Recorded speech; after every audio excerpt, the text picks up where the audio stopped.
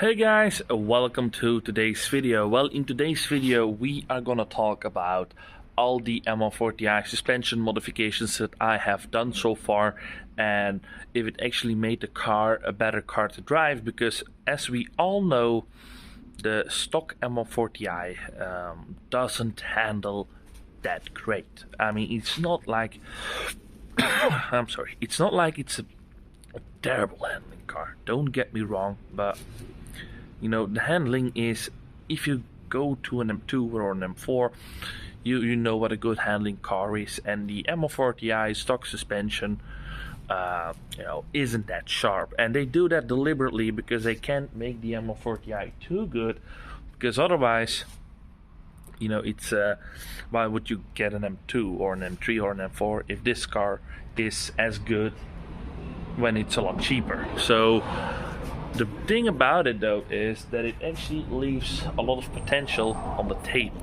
and in today's video we are going to talk about that unlock potential, because I have done like a lot to the suspension already, and I think for me, I'm gonna say it already, I'm done.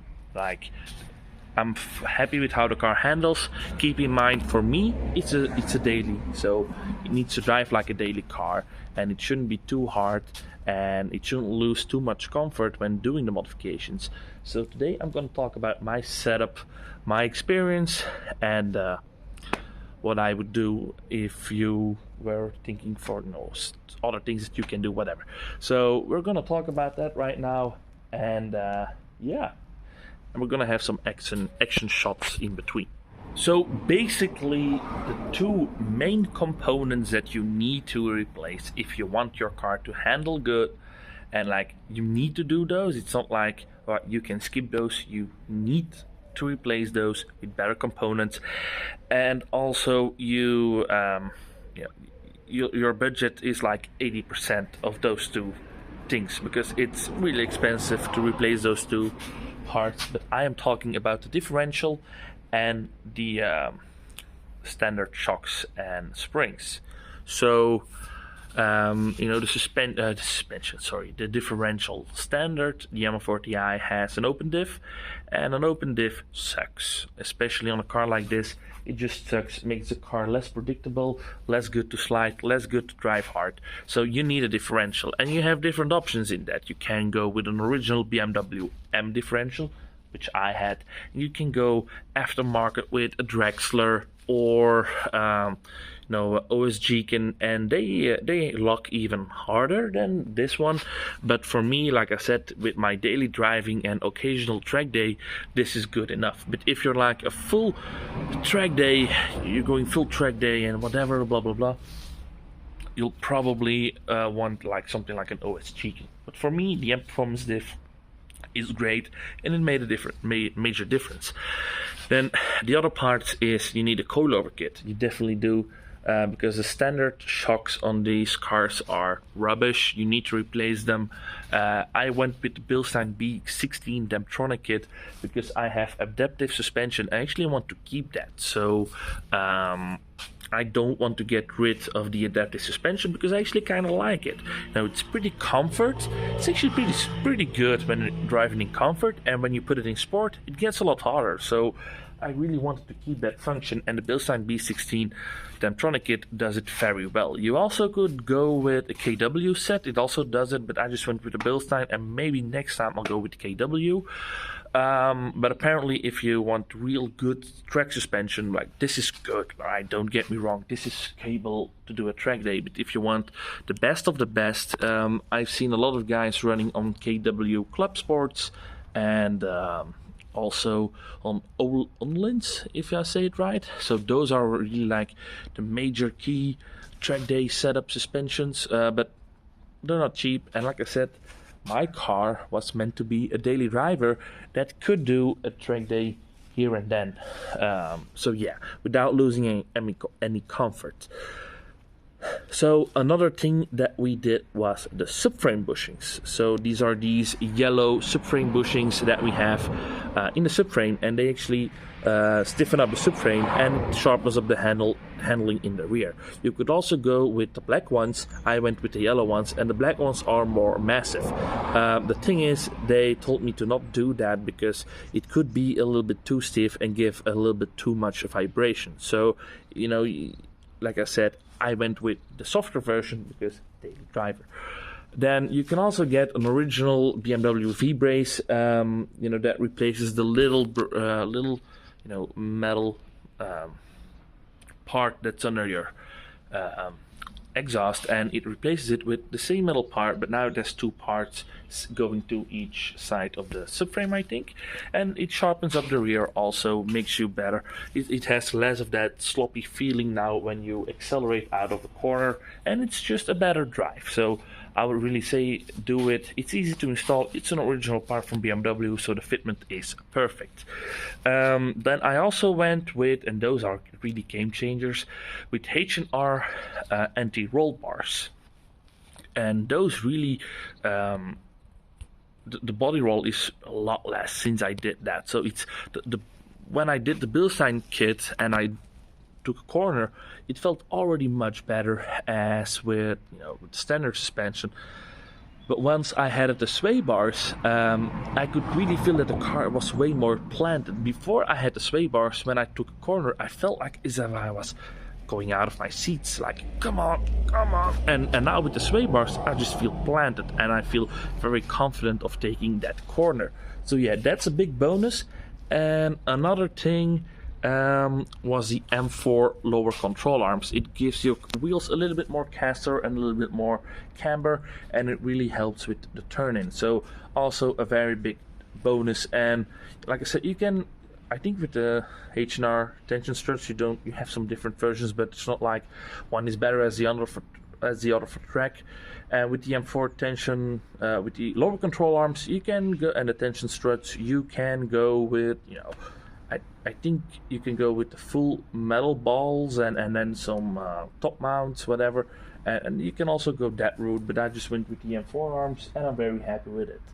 And then I also added a strut brace in top of the engine, which some people say doesn't do anything. For me personally, when I used it and I steer in hard, it definitely I feel a difference. So I didn't go for a very expensive one, but I'm probably thinking of swapping it out for a carbon fiber one because it looks better. And that's just yeah. But that's for later. We have a lot of things to do on the BMW, unfortunately, but that will be for a different video. But we're gonna spend some cash on it, some maintenance that needs to be done. We're on time with it, but I want to keep this car well maintained, even when it has 200,000 kilometers. If a mechanic looks at it, if he looks at it, I want him to think that it's like a car that runs 40-50,000 kilometers. So I want to keep this car maintained well. So yeah, we're gonna spend some cash on that soon, unfortunately, but yeah. And then also steel brake lines. That's also something that I got, and I'm not gonna talk too much about the brakes yet because I'm still running on stock discs and my pads aren't that amazing. So that's something that we still have to do, but I'm really talking about the corners, right? Not really the brakes. Because the brakes and the tires are the main key that need to be upgraded on the car right now. Because I went on track and I definitely felt where the car was coming short, and that was brakes and tires. So yeah, now on track, some on footage of me at Circuit Zolder, as you could see, and the first high-speed corners, you could really tell that the car has way less body roll as it had before, and it felt so much better at turning in, and I had great confidence. The thing is, I made two mistakes here, but I made them at forehand because I was just too lazy. I'm running at too much tire pressure, and these are not race tires. These Pilot Sport 5s are very good, but that's something where I really felt at the high-speed corners that I couldn't push the car as much as I wanted to. Also, the brakes, well, they hold up a couple rounds pretty fine, but at the end you could feel that they were getting hot, and they are not the best for this track. Zolder is very heavy on your brakes, but it managed pretty decent recently. The thing is, the steel brake lines and the new brake fluid from Motul really worked already, and the throttle pads in the front really, it wasn't a bad setup, but there is still some, upgrades left on the table for that. But yeah, as you could see, I mean, the car hold up pretty fine, but I sure want to do this again with better tires that are, more for track use, and also better pads and discs, and then we should really have a lot, better handling. Then we go brake more aggressively, more lately, and we have, faster turn in, and we can do high speed corners at a higher rate as with these tires, and also lower tire pressure is a main thing. But yeah, as you could see, I mean, this is a full lap at Circuit Solder, and I did it at 156, a little slide here. That's where the LSD really helps. So yeah, that's a big bonus. But yeah, like I said, I'm not a track driver, but I think I did pretty fine, because the car in front of me was an M140i X-Drive with 670 horsepower, and he also had M-Performance brakes, so he had a better brake setup as mine, and also Pilot Sport 4S, so more, a better tire. And like I said, I'm not a track driver, but I think I did pretty fine. And then we also tested the setup at the Nurburgring. I didn't shoot it myself, but a passenger of mine did. So the footage, I'm not going to show the full round, but I'm going to show a little part, and I knew my driving wasn't the best there, but I was just driving there for fun. I wasn't going full throttle to set a lap record time. I was there with people in the car, and I also had a lot of traffic and yellow flags, so I'll show you that soon. And here we are at the most hardcore track that I know, the Nurburgring. I went last week. I didn't make a video of it, it was just a holiday trip with friends, but yeah, here I could really feel that the suspension of the car really was great, but I made the same error again. Deliberately though, I didn't let some air out of the tires, and it was still on the same brakes and tires at Circuit Solder, and you could really feel that the brakes, they were okay-ish, but they were not really up to the power of the car. And the tires also, you can feel that they're sportive road tires, but not really track use, track day tires. And that really was something that I felt on track here. But still, the handling into the turning really felt really great. I could really do from left to right really sharp. I couldn't do that before on the 1 Series. Like I said, I'm not a track driver, as you can see, and I wasn't driving my sharpest because this was my second round ever at the Nurburgring with this car, and the last time I went was 3 years ago with the 140i, so I don't know this track that well, and it was my first time with a 500 horsepower car on this track, so give me a break.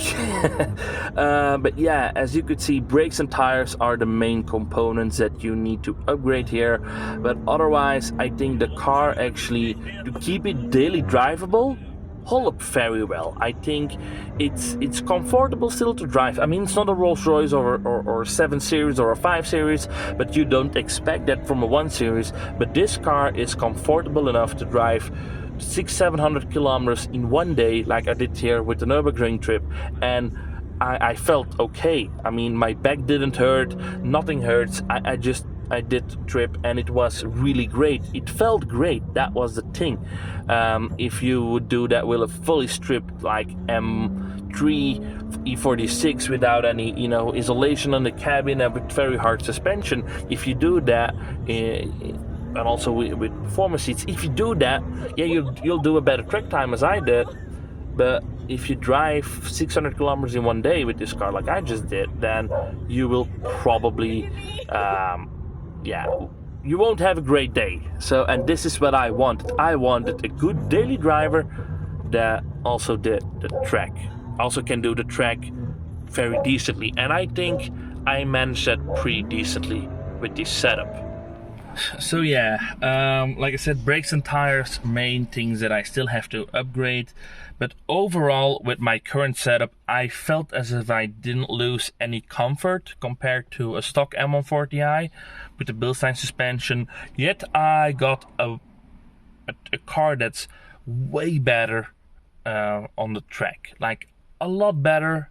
And it drives night and day better on track as a stock M140i. And you can still improve on this if you want to go even more hardcore. You can go with harder suspension. You can go with an even, more hardcore LSD. You can go with even more harder subframe bushings. But like I said, that wasn't my thing. I wanted a good handling daily driver, which I just think worked out perfectly.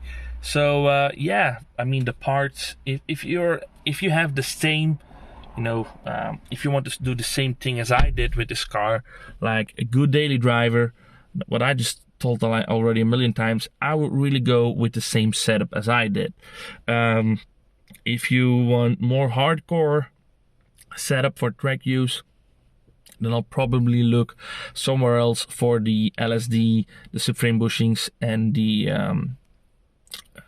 suspension, because the suspension tends to be still a little bit on the softer side for really hardcore track use, but still very good. And yeah, so did my M140i finally handle good? Yes, it did. It does. And I kept up with an M3 G80 at Solder, my previous video. And yeah, I think this is basically it right now. So I will have another video talking about all the parts, or I will